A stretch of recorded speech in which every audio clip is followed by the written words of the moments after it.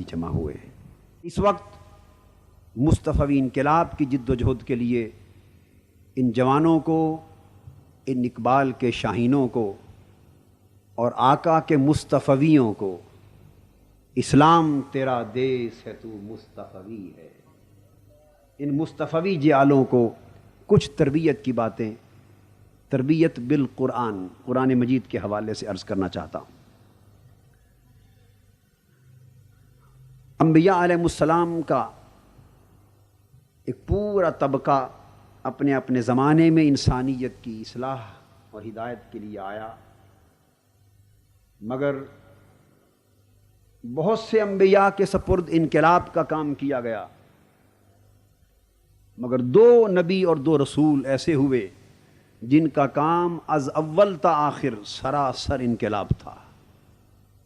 2 پیغمبر ایسے ہوئے جن کا کام از اول تا آخر سراسر انقلاب تھا، وقت کی آمریت کے ساتھ ٹکر لینا تھا، ظالم طاغوتی استحصالی ملوکیت، شہنشاہیت اور طاغوتیت کے خلاف ٹک لینا تھا۔ پہلے سیدنا موسیٰ علیہ السلام ہوئے اور سب سے آخر تاجدار کائنات، پیغمبر انقلاب سیدنا محمد مصطفیٰ صلی اللہ علیہ وآلہ وسلم ہوئے۔ سیدنا موسیٰ علیہ السلام کا ذکر اسی وجہ سے، ایک بنیادی نکتہ، خاص قرآنی نکتہ ہے، ذہن نشین کر لیں۔ یہی وجہ ہے کہ انبیاء علیہ السلام میں سے سب سے زیادہ ذکر قرآن مجید میں انبیاء علیہ السلام سے اگر ملتا ہے تو سیدنا موسیٰ علیہ السلام۔ کیوں؟ درجے میں بڑے بڑے اولو العزم، حتیٰ کہ جد الانبیاء سیدنا ابراہیم علیہ السلام جیسے پیغمبر بھی ہو گزرے، مگر ذکر پچھلے نبیوں اور پیغمبروں میں سب سے زیادہ سیدنا موسیٰ علیہ السلام کا، اس لیے کہ ان کا کار یعنی کام تمام تر کار انقلاب تھا۔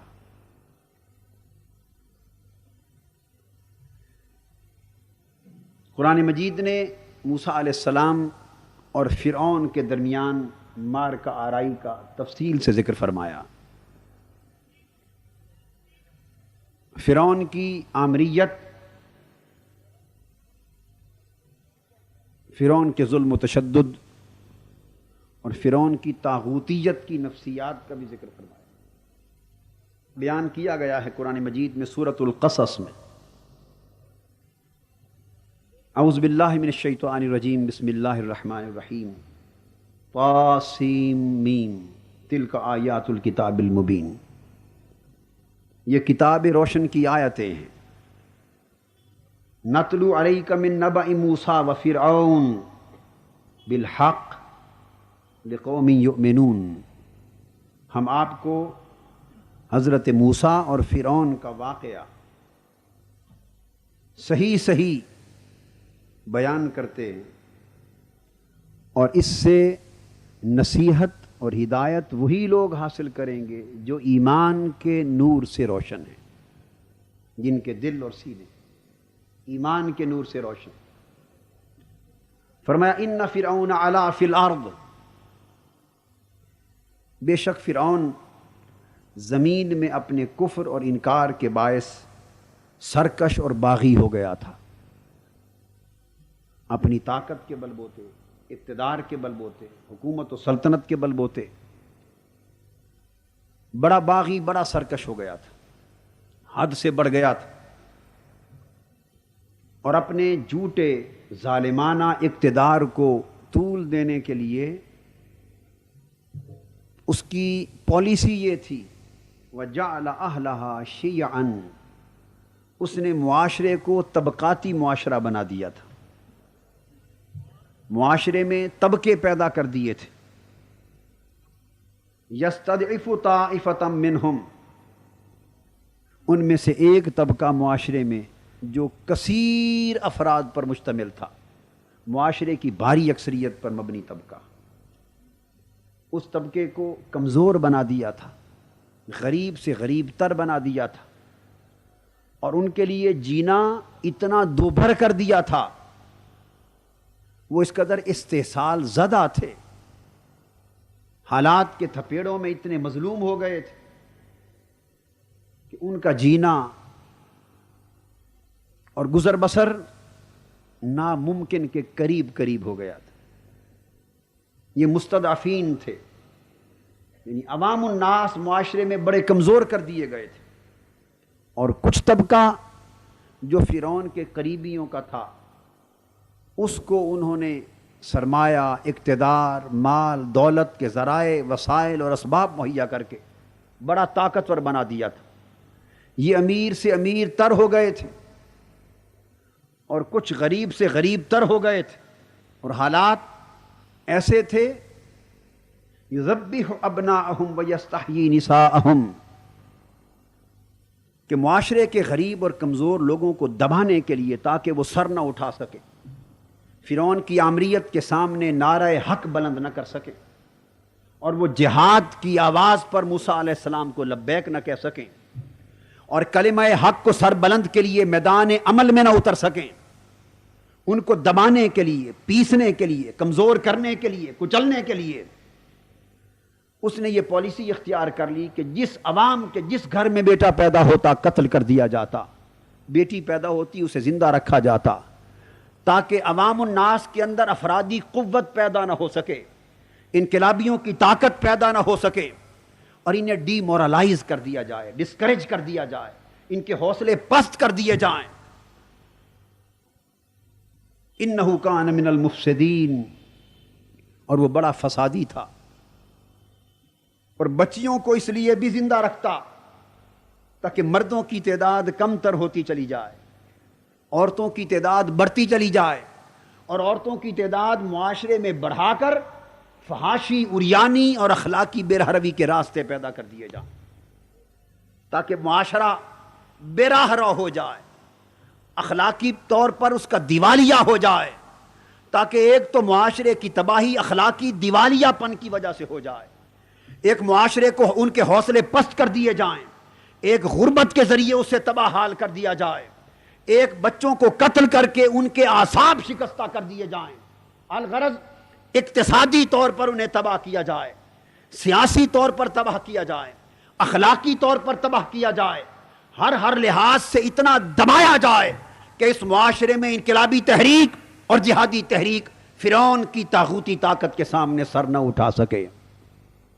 عزیزان محترم، فرعون کا زمانہ ہو یا آج کا، اس وقت کے موسیٰ علیہ السلام کا زمانہ ہو یا آج کے اہل حق کا، نفسیات آمروں کی ایک رہی ہے، باطل کی نفسیات ایک رہی ہے، طاغوت کی نفسیات ایک رہی ہے، ظلم، جبر، تشدد اور استحصال اور لا دینیت اور دین دشمنی اور خدا سے دور لے جانے والوں کی نفسیات ایک رہی ہے، اور اگر باطل کی نفسیات ایک رہی ہے تو حق کی بھی ہر زمانے میں نفسیات ایک رہی ہے۔ آج کے فرعون زمانہ قدیم کے فرعون سے مختلف نہیں ہیں، آج بھی حق کا نعرہ بلند کرنے والوں کی افرادی قوت کو کچلا جا رہا ہے، آج بھی معاشرے کو بے ضمیر، بے حس اور بے غیرت بنانے کے لیے اخلاقی بے راہ روی کے دروازے کھولے جا رہے ہیں۔ اس وقت ٹیلی ویژن نہ تھا، آج ٹیلی ویژن ہے، آج ذرائع ابلاغ ہیں، آج معاشرے کے ایک ایک جوان کو ذہنی طور پہ عیاش بنایا جا رہا ہے، عمدن، جان بوجھ کر، عریانی کی طرف، فحاشی کی طرف، شہوت پرستی کی طرف، بدکماشی کی طرف، اقتصادی بدحالی کی طرف، سیاسی پستی کی طرف، اخلاقی بے راہ روی کی طرف، بزدلی کی طرف لے جایا جا رہا ہے، تاکہ معاشرے کے کروڑوں افراد وقت کے فرعونوں کے جبر سے ڈر کر اور اخلاقی بے راہ روی کی راہ پر چل کر اللہ کو بھول جائیں، دین کو بھول جائیں، مصطفی انقلاب کو بھول جائیں، یہ بے حس اور بے ضمیر ہو کر ڈر کے بیٹھ جائیں، اور یوں باطل طویل مدت تک اپنے اقتدار کو ڈگمگاتا رہے اور چمکاتا رہے اور اقتدار کے جھنڈے لہراتا رہے۔ ان حالات میں اللہ رب العزت نے فرمایا وَنُرِيدُ أَن نَّمُنَّ عَلَى الَّذِينَ اسْتُضْعِفُوا فِي الْأَرْضِ، اور ہم ارادہ کرتے ہیں اور چاہتے تھے. نرید یاد رکھ لیں مضارع کا صیغہ ہے، اور مضارع حال اور مستقبل کے لیے آتا ہے، ماضی کے لیے نہیں آتا. عام مترجمین اور مفسرین نے، عام طور پر مترجمین اور مفسرین نے اس کا مفہوم کرتے ہوئے یہ لکھا ہے، اور ہم چاہتے تھے کہ کمزوروں پر احسان کریں. یعنی انہوں نے اگلی آیت کو صرف فرعون کے اس زمانے کے ساتھ خاص کر دیا. ہم چاہتے تھے کہ اس وقت کے کمزوروں پر احسان کریں. اب میری ہمبل ریکویسٹ ہے، ایک عاجزانہ اور طالب علمانہ ایک درخواست قرآن مجید کے فکر کے حوالے سے یہ کہ پہلی آیت فرعون کے اس زمانے کی بات کر کے امت محمدی کو قیامت تک کے لیے حق اور باطل کی معرکے کی نفسیات سمجھا رہی ہے. وہ ایک سمبولک بات تھی. نرید کو ماضی پر لے جانے کی ضرورت، اس مضارع کے معنی کا اطلاق ماضی پر کرنے کی ضرورت نہیں، بلکہ یہ حال اور مستقبل ہی کے لیے ہے، جیسے عربی میں ہوتا ہے. فرمایا نرید ان نمنا، لوگوں تم نے سن لیا جیسے فرعون حق کو دبانا چاہتا تھا اور اسرائیل کے لوگوں کو کمزور کر کے ہمیشہ کے لیے نیست و نابود کرنا چاہتا تھا. آج بھی جو فرعون کی راہ پر چلنے والے ہوں گے وہ حق کو دبانے کے لیے عوام کے اندر اسی طرح کی بربادی اور تباہی کے راستے کھولیں گے. وَنُرِيدُ، اور ہم یہ چاہتے ہیں، اس وقت بھی چاہا تھا مگر آج بھی یہ چاہتے ہیں اور قیامت تک یہی چاہیں گے. کیا؟ ان نمن علی الذین استضعفوا فی الارض، ہمارا ارادہ یہ ہے کہ اے مظلوموں، اے کمزوروں، اے ظلم کی چکی میں پسنے والوں، تمہیں ظلم مٹانا چاہتا ہے، ہمارا ارادہ یہ ہے کہ ہم تمہیں اٹھانا چاہتے ہیں.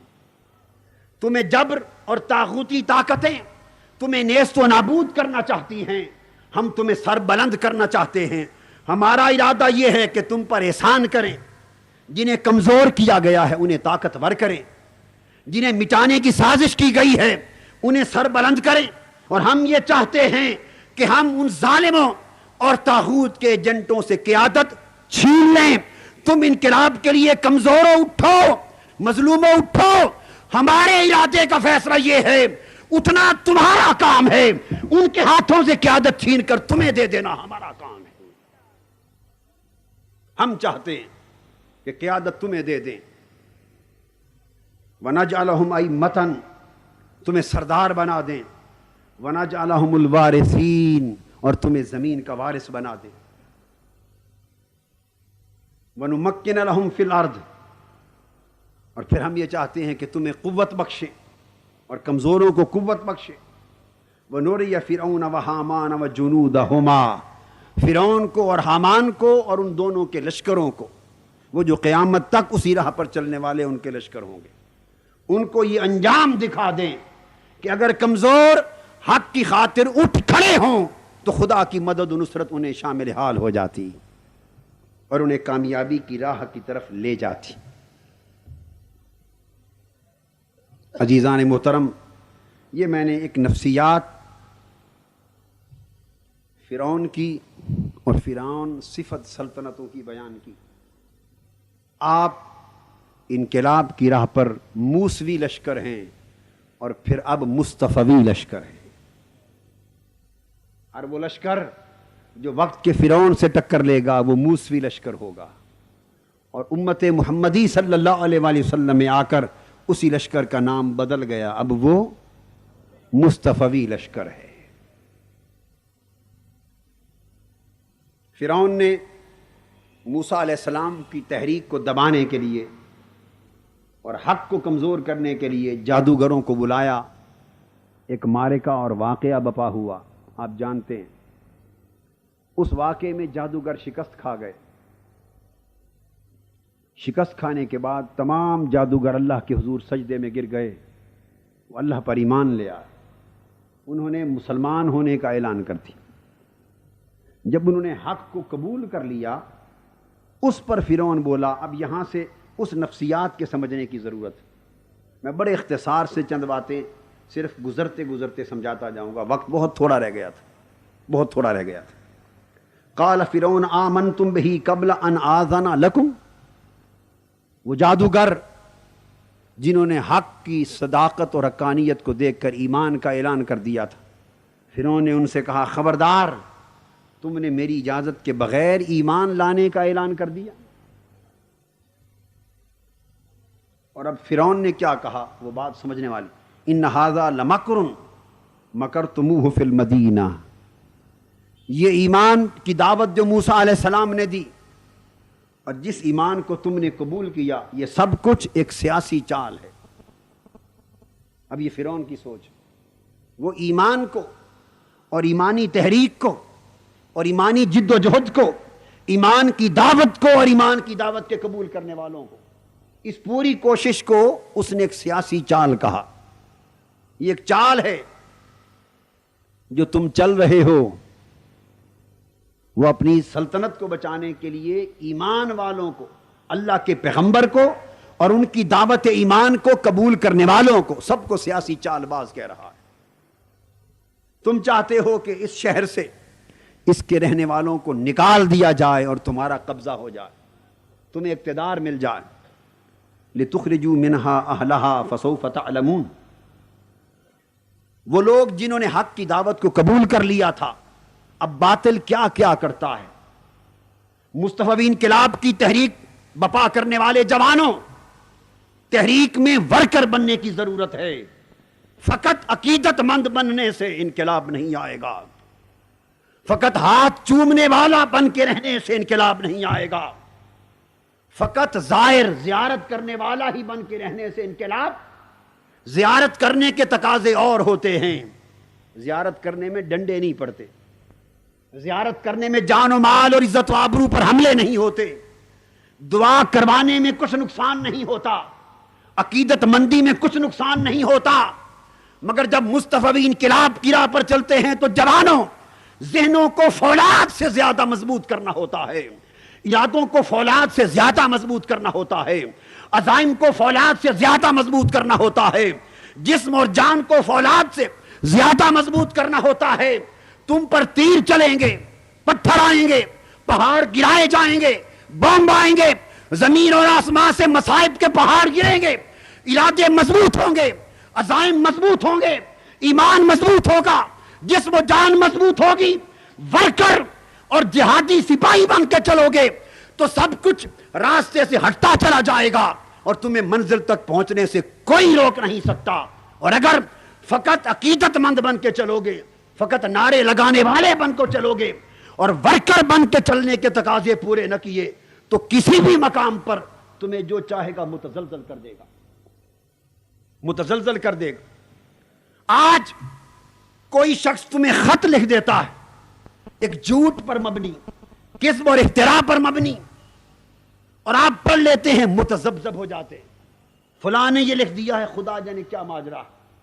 اخبار میں انقلاب دشمن ایجنسیاں، طاغوت کے ایجنٹ ہماری مصطفی تحریک کو بدنام کرنے کے لیے کوئی شوشہ اور وسوسہ چھوڑ دیتے ہیں، آپ پڑھ لیتے ہیں، گھبرا جاتے ہیں، خط لکھنا شروع کر دیتے ہیں، یہ اخبار میں چھپ گیا، کیا ہو گیا. مصطفی انقلاب کی دشمن طاقتیں آپ کے اندر رکھنے، وسوسے پیدا کرنے کے لیے کوئی فتنہ چھوڑ دیتی ہیں، وسپرنگ کمپین کر دیتی ہیں، آپ تک پہنچتی ہے، گھبرا کر خط لکھنا شروع کر دیتے ہیں. اگر دشمنوں کے وسوسوں پر آپ گھبرانے لگیں، خط لکھنے لگیں، انقلاب دشمن طاقتوں اور طاغوتی ایجنٹوں کی کوششوں پر آپ متذبذب ہونے لگے تو پھر انقلاب کی راہ پر چلنا ہی نہیں چاہیے، چھوڑ کے گھر بیٹھ جانا چاہیے. پھر وہ وقت آئے گا جب آپ پر دباؤ ہوگا، ڈرایا جائے گا، دھمکایا جائے گا. وسوسوں سے ڈرنے والوں، جب دباؤ، ظلم اور تشدد کا وقت آئے گا تب تمہاری کمزور ٹانگیں جواب نہیں دے جائیں گی. اپنے فکر کو صاف کریں، ارادوں کو مضبوط کریں. مصطفی انقلاب کے سپاہیوں، یہ باتیں میں آج اس تحریک کے جوانوں سے کہہ رہا ہوں. جوانوں، جوان بن کے رہو. دنیا کا کوئی طوفان تمہارے اندر مطلع کو دھندلا نہ کر سکے. تہمتوں اور الزامات اور وسوسوں اور تفرقہ و انتشار کی کوئی تحریک تمہارے عزائم کے اندر دراڑ نہ ڈال سکے، اور انقلاب دشمن طاقتوں کی کوئی کوشش تمہارے فکر اور تمہاری سوچ میں تزلزل پیدا نہ کر سکے۔ قرآن سے سمجھیے، قرآن نے کہا یہ نصیحت ہے ایمان والوں کے لیے۔ پھر کیا ہوا؟ پھر فرعون نے ان کو دھمکی دی، اس نے کہا موسیٰ علیہ السلام کی انقلابی اور ایمانی دعوت کو قبول کرنے والوں اور موسیٰ کے ساتھ لشکر انقلاب میں شامل ہو جانے والوں، لَأُقَطِّعَنَّ أَيْدِيَكُمْ، اب میں تمہارے ہاتھ کاٹ ڈالوں گا، وَأَرْجُلَكُمْ مِنْ خِلَافٍ، اور الٹی سمتوں سے تمہاری ٹانگیں اور پاؤں کاٹ ڈالوں گا، ثُمَّ لَأُصَلِّبَنَّكُمْ أَجْمَعِينَ، اور پھر میں تم سب کو پھانسی پہ لٹکا کے ختم کر دوں گا۔ یہ قرآن ہے۔ ابھی تو تمہارے ہاتھ کٹنے کا وقت نہیں آیا، فرعون کے ایجنٹوں نے یہ کام بھی کرنا ہے، فرعون کے ایجنٹوں نے تمہاری ٹانگیں بھی کاٹنی ہیں۔ لَأُصَلِّبَنَّكُمْ، حق اور انقلاب کا نعرہ لگانے والے جوانوں، ابھی پھانسیوں کا وقت بھی آئے گا۔ ابھی تو ایک پھانسی بھی نہیں لگی، ابھی ایک کا خون نہیں بہا، ایک کے ہاتھ پاؤں نہیں کاٹے گئے، ایک سینے پر گولی نہیں چلی، یہ سارے مرحلے ابھی آگے آنے ہیں۔ اگر گھبراہٹیں ان مرحلوں سے پہلے شروع ہو گئیں تو اگلے مرحلے میں عالم کیا ہوگا؟ میں آپ سے کہتا رہتا ہوں، کہ میں نے، میرے جوان بیٹھو، میں نے تمہیں پھولوں کی سیج کی طرف نہیں بلایا، میں نے تمہیں کانٹوں کی راہ پر بلایا ہے۔ میں نے گلاب کے پھولوں کی بارش کے لیے نہیں بلایا، پتھروں کی بارش کی طرف بلا رہا ہوں۔ میں تمہیں خوبصورت سیجوں پر لٹانے کے لیے نہیں بلا رہا، خوبصورت سیجیں، راحت قدے، فرحت قدے تو میرے آقا تمہیں عطا فرمائیں گے، میرا رب عطا کرے گا۔ میں تو ابھی پھانسیوں کی سیجوں کی طرف لے جا رہا ہوں۔ انہی پتھروں پہ چل کے اگر آ سکو تو آؤ، میرے گھر کے راستے میں کوئی کہکشاں نہیں ہے۔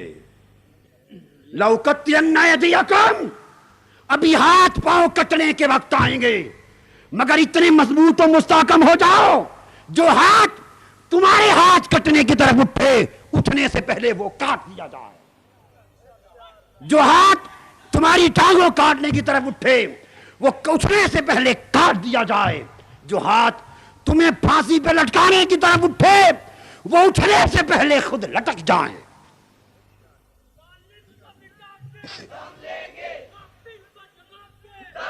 مگر یہ جو نعرے لگا رہے ہیں یہ خود ہو بھی جائیے، یہ نعرہ خود بننا ہوگا۔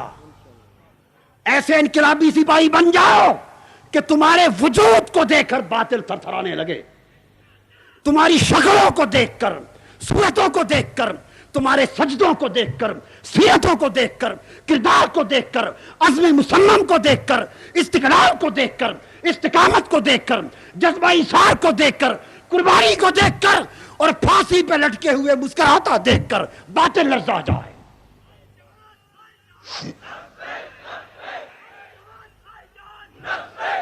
اور معلوم ہے آگے سبق سکھایا جا رہا ہے۔ فرعون نے جب یہ دھمکیاں دیں کہ میں تمہیں اڑا دوں گا، ختم کر دوں گا، جنہوں نے دعوت حق قبول کر لی تھی ان کو دعوت حق قبول کرنے کے طریقے بھی آ گئے تھے، سلیقے بھی آ گئے تھے۔ یہ ساری دھمکیاں سننے کے بعد موسیٰ علیہ السلام کے ان انقلابی ساتھیوں نے جواب دیا، قالوا انا الی ربنا لمنقلبون، فرعون تو کل کی بجائے آج پھانسی دے دے، ہم نے کل بھی رب کی طرف جانا ہے، آج بھی جائیں گے۔ یہ جواب ہے۔ محبت کرو موت سے، جس دن تمہارے دلوں سے موت کا ڈر نکل گیا اس دن انقلاب کا راستہ صاف ہو جائے گا۔ آپ نے دیکھا کسی پر بھروسہ میرے جوانوں نہ کرو، میرے دست و بازوؤں، میری امیدوں، میری آسوں، میری آرزوؤں، میری آنکھوں کے چمک تم میرے آنکھوں کا سرور، بتانا چاہتا ہوں میرے انقلاب کے بیٹوں، کسی پر بھروسہ نہ کرنا۔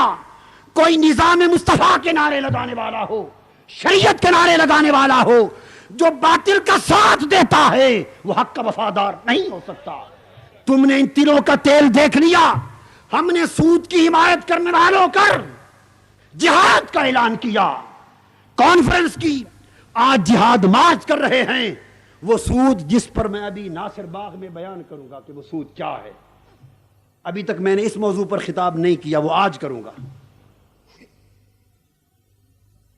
تم نے دیکھا مسجدوں میں وعظ کرنے والے، نظام مصطفیٰ کی تحریکیں چلانے والے، شریعت محمدی کے نفاذ کے دعوے کرنے والے، ایک جماعت کو بھی ہم سے نہ صحیح، مصطفیٰ کی شریعت کی خاطر ہی صحیح، سود کے مسئلے پر بھی تائید کرنے کی توفیق نہ ہوئی۔ سود کے خلاف شریعت محمدی کی خاطر بھی تائید کی توفیق نہ ہوئی۔ عزت کرو ہر ایک کی دین کی خاطر، مگر بتانا چاہتا ہوں بھروسہ کسی پہ نہ کرنا، بھروسہ صرف اللہ کی ذات پر۔ انہوں نے کہا ہمیں اللہ کے پاس کل بھی جانا ہے، آج بھی جائیں گے۔ تو جب یہ سوچ پیدا ہو جائے گی اس وقت بڑی سے بڑی دھمکی بھی آپ کی راہ کی رکاوٹ نہیں بن سکتی۔ اور پھر ان حق اور انقلاب کی دعوت قبول کرنے والوں نے یہ بھی کہا وما تنقم منا الا ان آمنا بآیات ربنا لما جاءتنا۔ فرعون، ہم سمجھتے ہیں کہ تو ہمیں دھمکیاں کیوں دے رہا ہے، ہمیں نیست و نابود کیوں کرنا چاہتا ہے۔ کہنے لگے ہمارا جرم فقط یہی ہے نا کہ ہم نے رب کی نشانیوں کو مان لیا ہے، یہی جرم ہے۔ جنہوں نے اس وقت رب کی نشانیوں کو مانا اور حق پر لبیک کہہ کے کھڑے ہو گئے، ان پر بھی ظلم ہوئے۔ جو آج حق کی نشانیوں کو مان کر حق کی دعوت پہ لبیک کہہ کے چل رہے ہیں، ان پر بھی ظلم ہوں گے۔ اور اس وقت بھی حق والوں نے ایک جواب دیا تھا کہ ہم ڈرنے والے نہیں ہیں۔ مصطفی انقلاب کے سپاہیوں، تمہیں آج پھر وہی جواب دہرانا ہوگا، ہم ڈرنے والے نہیں ہیں۔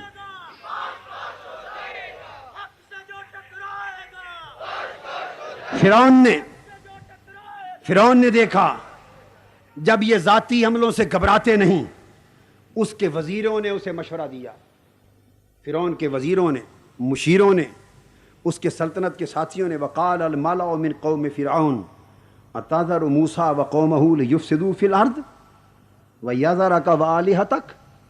فرعون کے وزیروں اور حکمرانوں نے مل جل کر مشورہ دیا، فرعون تو نے موسیٰ کو اور اس کے ساتھیوں کو کھلی چھٹی دے رکھی ہے، وہ زمین میں فساد پھیلا رہے ہیں اور معاذ اللہ تیرے الہ کو جھٹلا رہے ہیں۔ فرعون نے کہا نہیں، اب تک میں نے دھمکیاں دی تھیں، اب میں قدم اٹھاؤں گا۔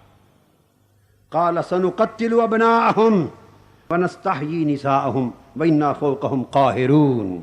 اس نے کہا اب میں ان کے بیٹوں کو قتل کرنا شروع کرتا ہوں، ان کے بیٹوں کو قتل کروں گا، ان کی بیٹیوں کو زندہ رکھوں گا، تاکہ اس سمت بھی ظلم ہو اور ان کو زندہ رکھ کر بھی ظلم کیا جائے، ادھر جان پر ظلم ہو، ادھر عزت و آبرو پر ظلم ہو۔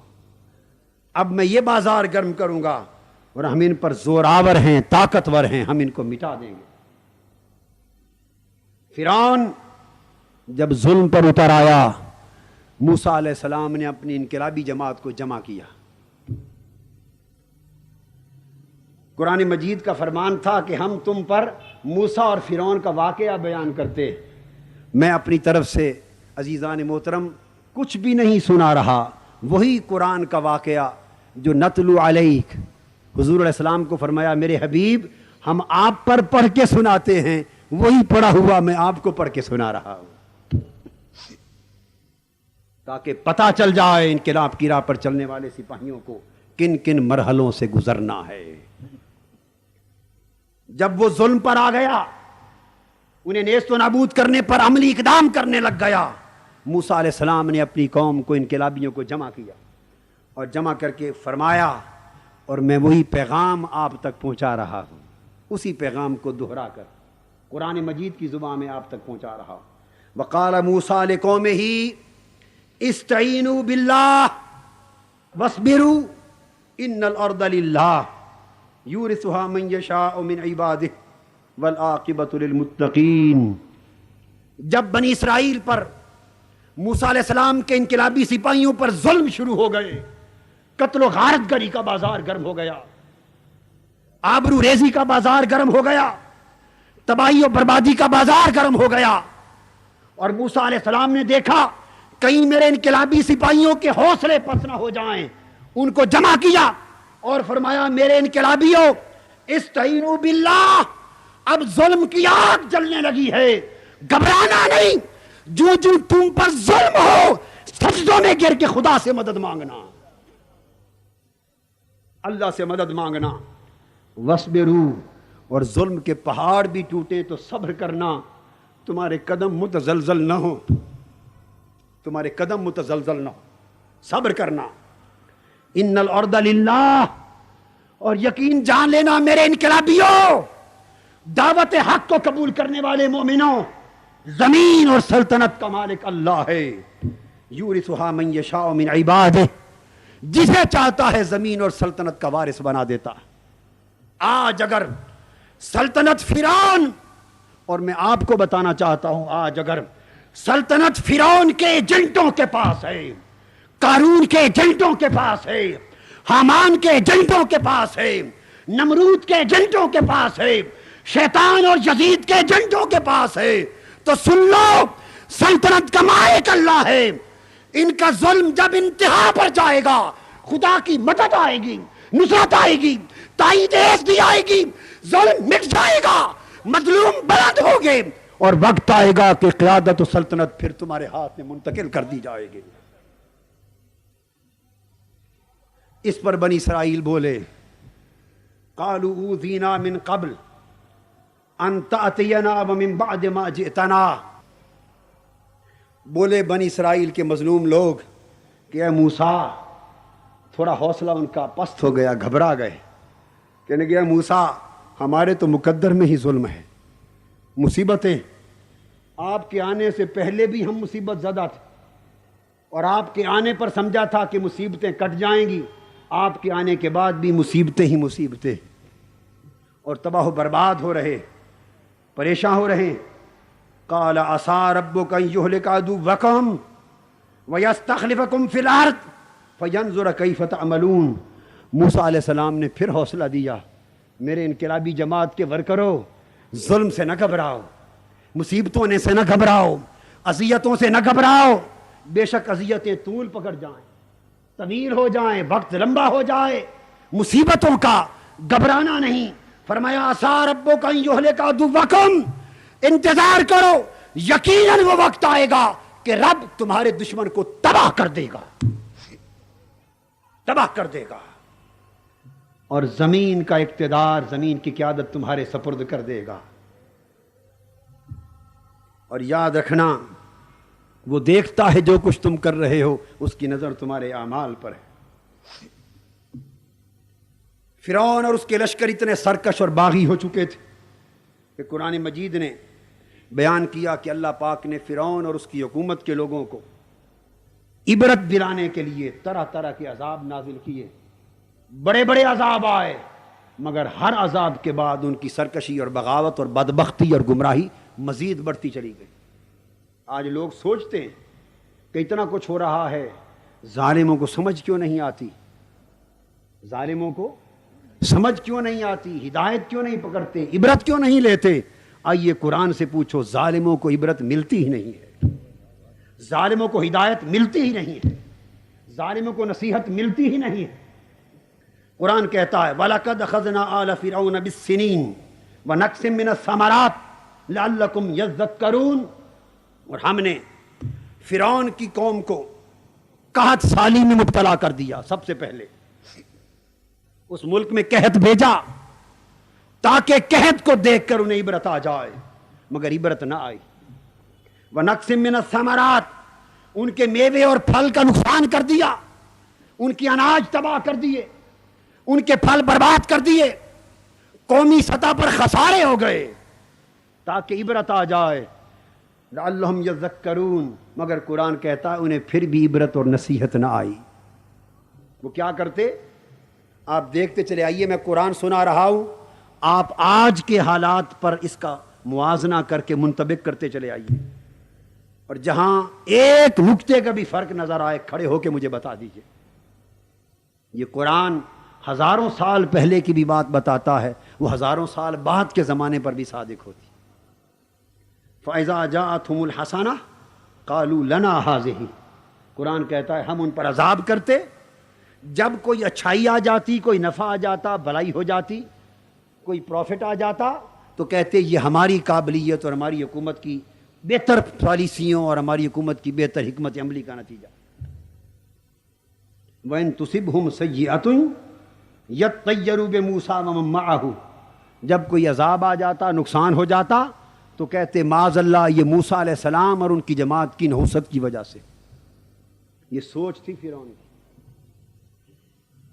بھلائی ہوتی تو کہتے ہماری حکمت عملی، نقصان ہوتا تو کہتے معاذ اللہ موسیٰ علیہ السلام اور ان کی جماعت کی وجہ سے۔ فرمایا شامت اعمال تو تم سب کی اللہ کے پاس ہے، اور بالآخر وہ کہنے لگے اے موسیٰ وقالوا مہما تأتنا بہ من آیہ لتسحرنا بہا فما نحن لک بمؤمنین۔ فرعون بولا اے موسیٰ تو جتنی معجزات چاہے دکھا دے، جتنی کرامات دکھا دے، جتنے تصرفات دکھا دے، جتنی الوہی اللہ کی دی ہوئی نشانیاں دکھا دے، اپنے حق اور سچ ہونے کی جتنی آیتیں دکھا دے، سن لے موسیٰ میں سب کچھ دیکھ کر بھی اعلان کرتا ہوں کہ تجھ پر ایمان نہیں لاؤں گا۔ اب بولیے کیا رہ گئی نصیحت؟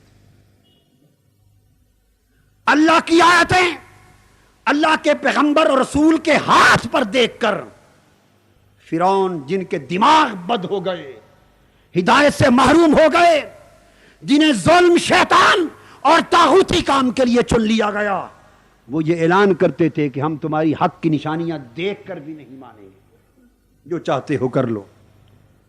اللہ پاک فرماتے ہیں پھر ہم نے مزید عبرت کے لیے فارسلنا علیہم الطوفان، پھر ان پر طوفان بھیجے، طوفان آئے، سیلاب آئے، اندھیریاں آئیں، جکڑ آئے، قوم ہل گئی، مگر فرعون اور اس کے بدبخت وزراء اپنی گمراہی پر قائم رہے۔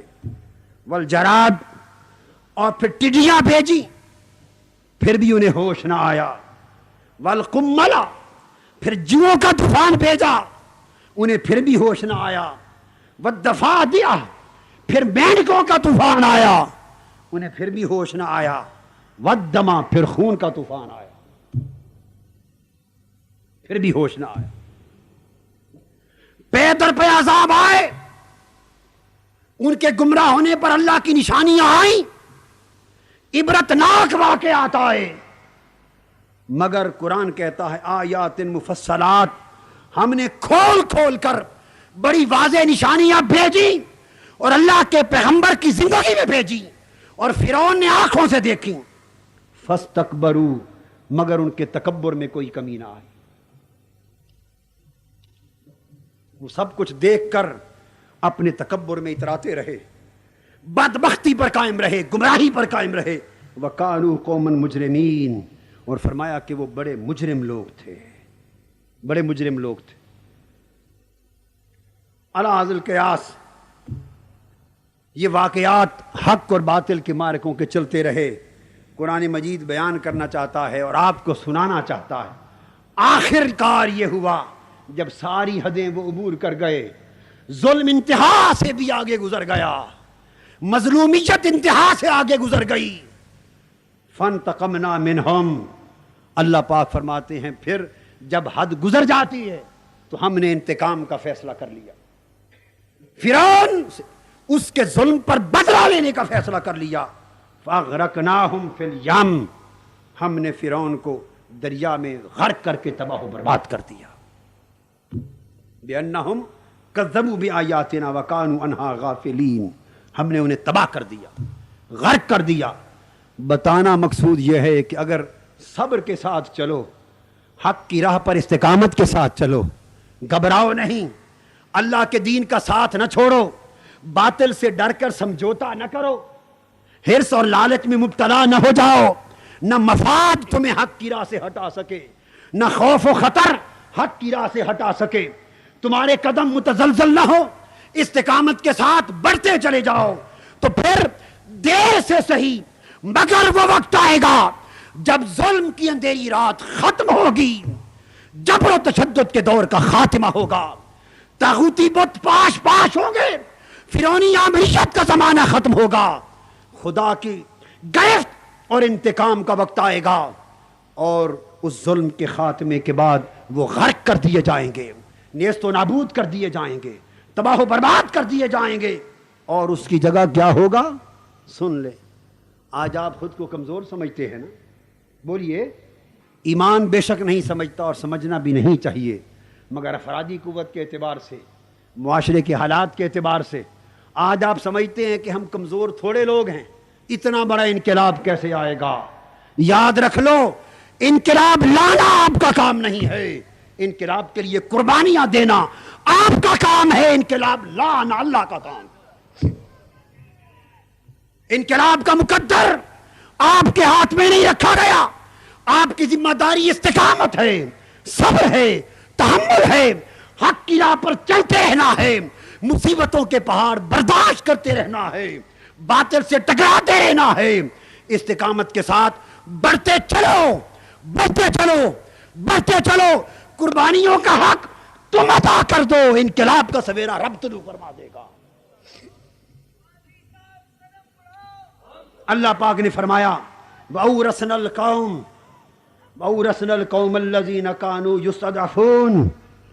فرمایا وہ جو استقامت علی الحق کے ساتھ آگے بڑھتے گئے, جب ہم نے ظلم کی اندھیری رات کا خاتمہ کر دیا اور فرعون کی عامریت کا بت پاش پاش کر دیا, تو وہ جو کمزور تھے, وہ جو بولیے وَأَوْرَثْنَا الْقَوْمَ الَّذِينَ كَانُوا يُسْتَضْعَفُونَ, وہ جو کمزور تھے, وہ جو مظلوم تھے, وہ جو تھوڑے تھے, کبھی ان کی حالت کو دیکھ کر کوئی تصور بھی نہ کر سکتا تھا کہ ان کے ہاتھوں بھی انقلاب آئے گا, یہ بھی غالب آ جائیں گے, یہ بھی فرعون جیسی طاقت کو ختم کر لیں گے. فرمایا اتنے کمزور تھے کہ دنیا ان پر ہنستی تھی, ہنستی تھی, کوئی تصور نہ کر سکتا تھا. فرمایا جب ہم نے فیصلہ کر لیا, ان کی استقامت کو دیکھ کر, ان کے جہاد کو دیکھ کر, جد و جہد کو دیکھ کر, ظلم کی رات ختم کی, ہم نے انہی کے ہاتھوں انقلاب بپا کیا اور زمین کا اقتدار انہی کمزوروں کو عطا کر دیا. مشارق الارض و مغاربہا التی بارکنا فیہا. اور جب اقتدار کیا تو مشرق سے لے کے مغرب تک اہل حق کی سلطنت قائم ہو گئی, مشرق سے مغرب تک اہل حق کی سلطنت قائم ہو گئی. مگر کیسے؟ یہ بات سن لیں. وَتَمَّتْ كَلِمَةُ رَبِّكَ الْحُسْنَىٰ عَلَىٰ بَنِي اسرائیل. میرے حبیب صلی اللہ علیہ وآلہ وسلم, ہم نے بنی اسرائیل پر ہونے والے مظالم کی داستان بھی سنائی ہے, اور یہ بھی بتایا ہے کہ بالآخر موسیٰ علیہ السلام کا انقلابی لشکر کامیاب ہوا, منزل انقلاب تک پہنچا. اللہ نے وہ بھلائی کا کیا ہوا وعدہ پورا کر دیا. کیسے؟ بما صبروا, صرف ان کے صبر کے باعث. یہ معراج کا پیغام ہے. نوجوانان ملت, مصطفی انقلاب کے سپاہیوں, تحریک منہاج القرآن کے جوانوں, بما صبروا, اللہ کا فیصلہ ہے. ہم نے وعدہ پورا کر دیا, عظمت, اقتدار, تمکرت کا جھنڈا ان کے ہاتھ میں تھما دیا, ان کے ہاتھوں ظلم کا بت پاش پاش کر دیا, مشرق سے مغرب تک ان کا ڈنکا بجا دیا. کس وجہ سے؟ بما صبر, ان کے صبر کے باعث. بولیے اب آپ صبر کے لیے تیار ہیں؟ صبر اور استقامت سے بڑھ کر کوئی راستہ نہیں. اور میں یہ بھی بتا دوں کہ یہ جہاد کی جد و جہد, مصطفی انقلاب کی جد و جہد, یہ براہ راست فیوزات نبوت میں سے ایک باب ہے.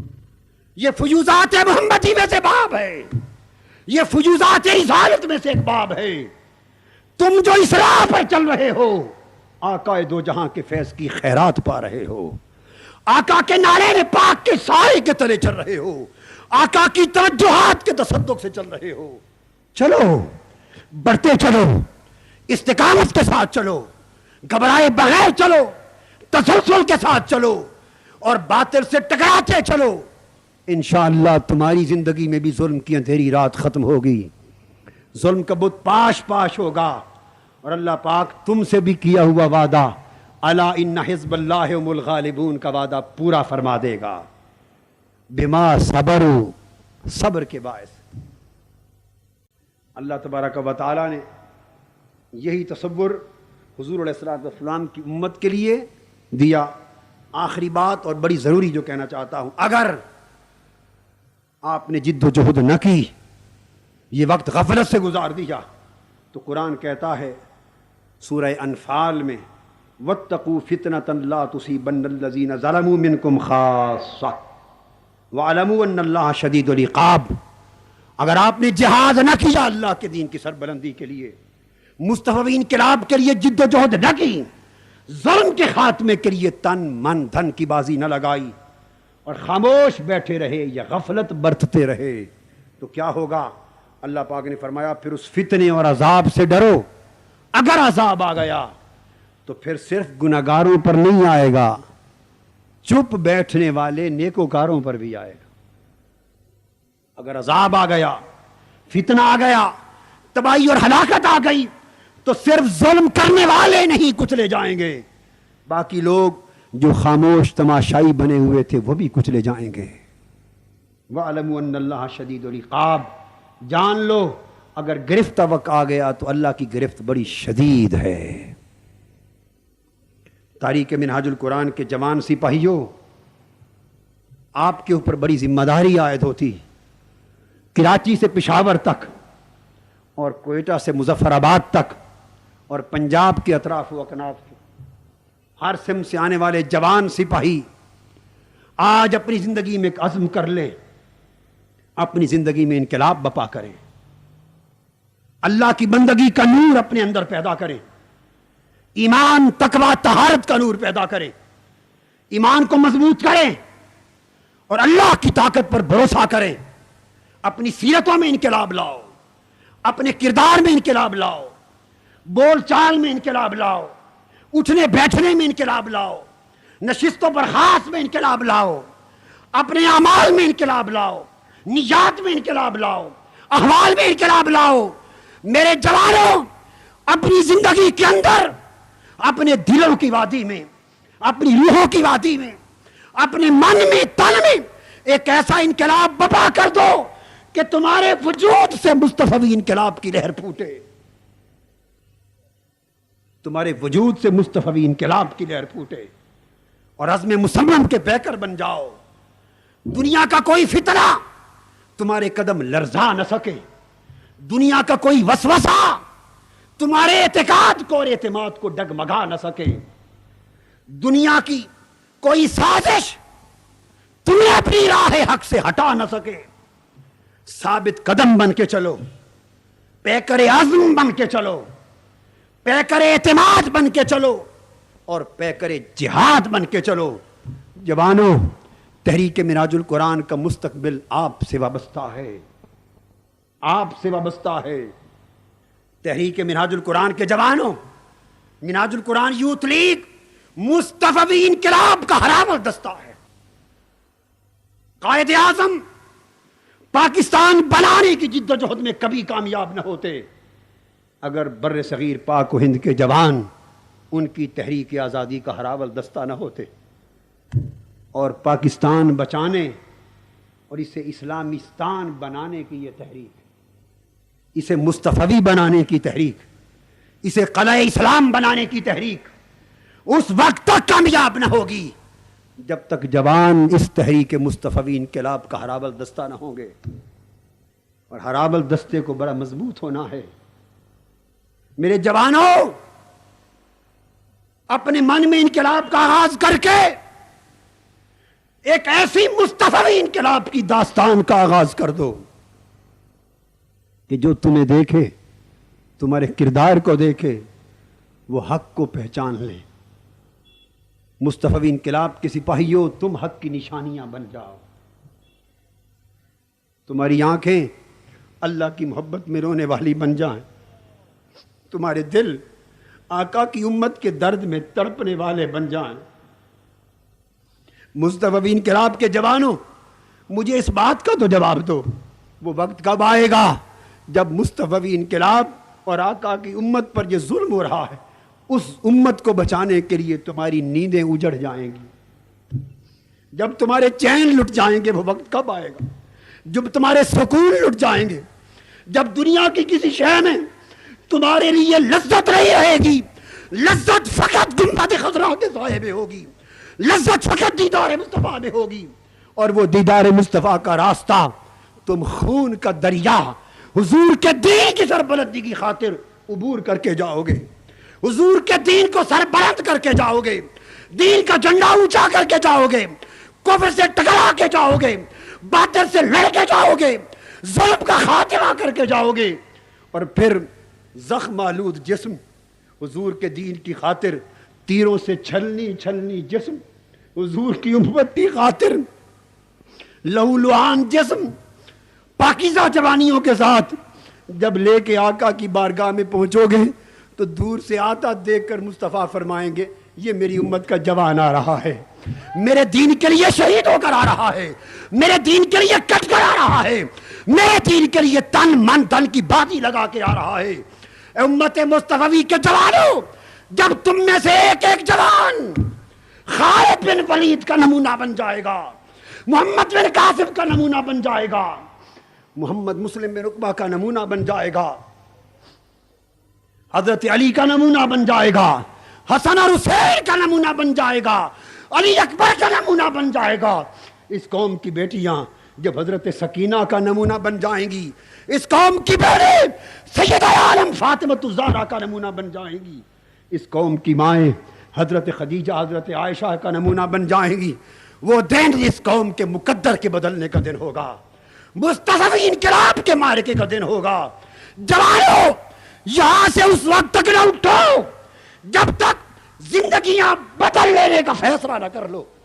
تمہارے گھروں میں انقلاب کیوں نہیں آتے؟ تمہارے گلوں میں فسق کیوں ہے؟ فجور کیوں ہے؟ نافرمانی کیوں ہے؟ دین سے دوری کیوں ہے؟ تم نے منہ اپنے اللہ کی فرما برداری سے کیوں موڑ رکھے ہیں؟ جب تک تمہارے منہ اللہ کی طرف نہیں مڑتے، اس قوم کا منہ اللہ کی طرف نہیں موڑا جا سکتا۔ تحریک منہاج القرآن کے سپاہیوں، کم سے کم تم تو نمونہ بن جا۔ چند لاکھ لوگ اور چند لاکھ جوان، میں رات کہہ رہا تھا جب ایسے ہو جائیں کہ لاکھوں گھروں میں رات کو مسلوں پر جب آنسو گرنے لگے، جب اس ملک کے لاکھوں گھروں میں رات مسلوں پر آہیں بلند ہونے لگے، اللہ کی پکار بلند ہونے لگے، اور لاکھوں جوانیاں خدا کی محبت اور عشق میں مسلح پر ڈھیر ہونے لگی، اور پچھلی رات حضور کے دین اور امت کے لیے آہو بکا کرنے لگے گی، تو اللہ کی مدد اتر آئے گی، اللہ کی نصرت اتر آئے گی۔ میرے جوان بیٹو، میری تو یہ ٹوٹی پھوٹی زندگی، یہ جان کسی کام کی نہ تھی، جو کچھ مجھ سے ہو سکا ہو رہا ہے ہوگا، جس قدر توفیق اللہ نے دی وہ تو میں لٹا ہی رہا ہوں، مگر تنہا ایک جان سے کام نہ ہوگا۔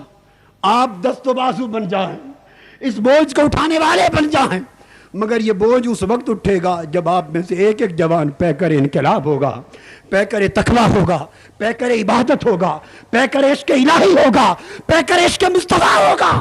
اس جوان کی جوانی کو دیکھ کر گمراہ جوانیاں سنور جائیں گی، تمہاری جوانیاں دیکھ کر گمراہ سنورنے لگ جائیں، گھروں کے اندھیرے دور ہونے لگ جائیں۔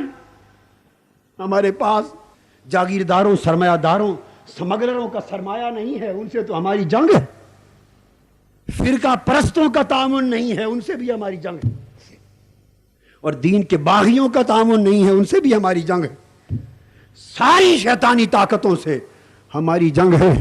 تو پھر ہماری طاقت کیا ہے؟ ہماری طاقت تو فقط سجدے ہیں، اللہ کے حضور سجدے ہیں، چند آنسو ہیں، اللہ کی بارگاہ میں پکار ہے، اور کردار ہے اگر سنور جائے۔ مجھ سے وعدہ کریں میری تحریک کے مصطفی انقلاب کے جوانوں کیا میں توقع رکھوں کہ آج کے دن کے بعد آپ میں سے ہر جوان کی جوانی ایک مثالی جوانی نظر آئے؟